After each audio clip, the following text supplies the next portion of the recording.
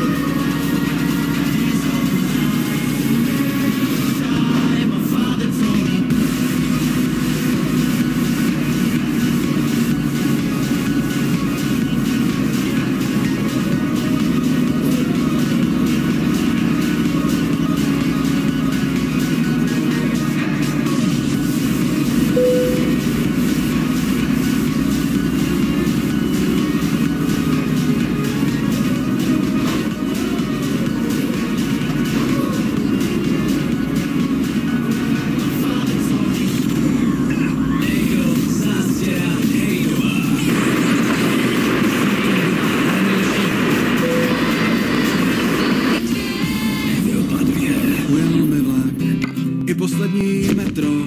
Ještě jsem nebyl in a už jsem retro. Než jsem se z půlce vyloup v samce, co má všechno pod palcem. V den svý šance na poslední jamce zaspal jsem, ujel mi vlak. Tak už to chodí, hlavu nevěším, pojedu lodí.